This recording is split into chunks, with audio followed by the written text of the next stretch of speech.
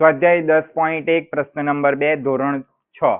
જો આને શું કહેવામાં આવ્યું છે? 40 સેમી લંબાઈ અને 10 સેમી પહોળાઈ ધરાવતા એક લંબચોરસ ડબ્બાનું ઢાંકણ. ધારો કે આપણી પાસે આ એક લંબચોરસ છે, તો આ એનું ઢાંકણ છે ઉપરનું, બરાબર?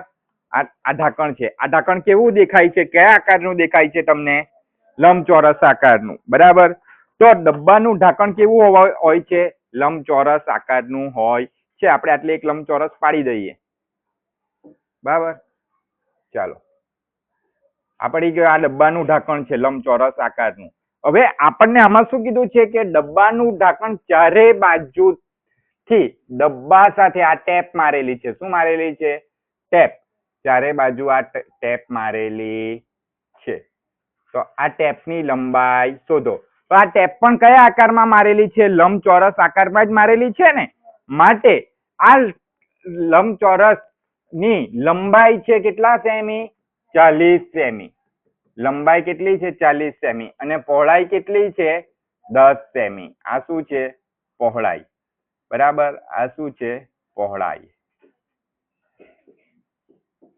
ને આ છે લંબાઈ.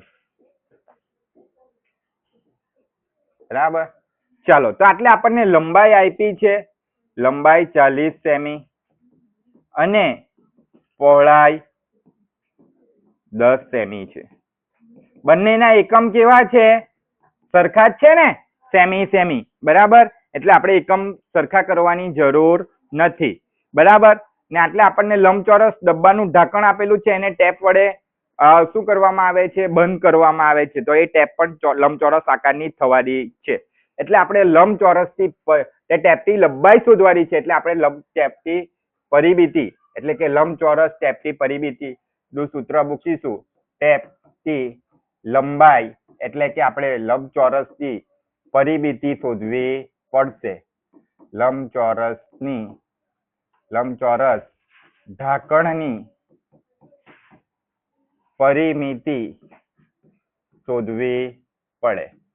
ચાલો, એનું સૂત્ર શું છે? તો એનું સૂત્ર છે 2 ગુણ્યા લંબાઈ વત્તા પહોળાઈ. મેં તમને લખાવેલું જ છે. અવાજ નહીં.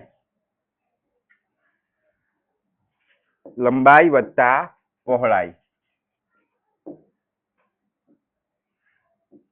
બરાબર? ચાલો, અવાજ નહીં.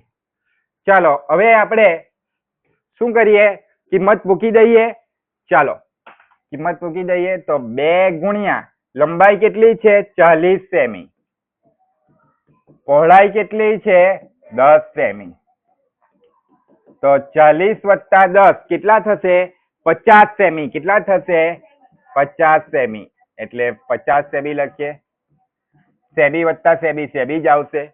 હવે 50 ગુણ્યા 2. કોઈ બોલશે 50 ગુણ્યા 2 કેટલા થાય? 50 2 વાર કેટલા? છઠ્ઠા વાળા. હા બોલો સુહાની. 100. એટલે આપણી શું આવી? ટેપની લંબાઈ કેટલી આવી? ટેપની લંબાઈ આપણને મળી ગઈ કેટલા સેમી? 100 સેમી. આ આપણો બીજો દાખલો શું થઈ ગયો? પૂરો.